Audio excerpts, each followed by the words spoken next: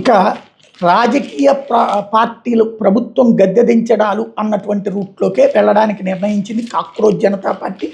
దేశవ్యాప్త ప్రదర్శనలు చేస్తున్నారు. దేశమంతా ప్రజలతో మమేకమై వాళ్ళ సమస్యలను తెలుసుకునేందుకు క్యాబోల్తీ పబ్లిక్ అనే ప్రచార కార్యక్రమాన్ని వచ్చే నెలలో ప్రారంభించబోతున్నారట. అభిజిత్ దీప్కే ప్రకటించాడు. మహారాష్ట్రలోని సంభాజీనగర్లోని సీజేపీ కోర్ కమిటీ సమావేశం తర్వాత మీడియాతో మాట్లాడారు. నిరుద్యోగం, విద్యారంగంలో సమస్యలను ప్రముఖంగా ప్రస్తావించడం ద్వారా ఓ ఒత్తిడి గ్రూప్గా వ్యవహరిస్తూ దేశ రాజకీయ చర్చాసరళిని మార్చాలని మా పార్టీ భావిస్తుందని చెప్పారు. దేశంలో ప్రస్తుత పరిస్థితి మీద ప్రజల అభిప్రాయాలు, వారు ఎదుర్కొంటున్న సమస్యలు ఏంటో క్యాబోల్తీ పబ్లిక్ ద్వారా తెలుసుకుంటామని దీప్కే చెప్పారు. ఇది ప్రజల మాటలు వినాల్సిన సమయం అన్నారు. గతంలో జరిగిన తప్పులను పునరావృతం చేయకూడదని నిర్ణయించామన్నారు.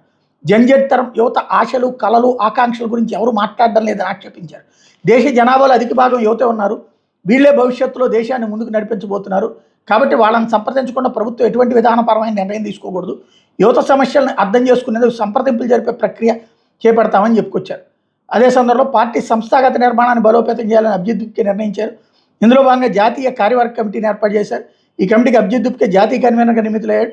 సీజేపీ ప్రధాన ప్రతినిధి సౌరవ్ దాస్, ప్రతినిధి అశుతోష్ రాంకా సహ కన్వీనర్లుగా వ్యవహరిస్తారు. పార్టీ ఆఫీస్ బేరర్ల పేర్లను కూడా ఖరారు చేశారు. రాబోయే 6 నెలల్లో రాష్ట్ర సమన్వయ కమిటీలతో పాటు లోక్సభ నియోజకవర్గ నగర స్థాయి సమన్వయ విభాగాలు ఏర్పాటు చేయబోతున్నట్టు ప్రకటించారు.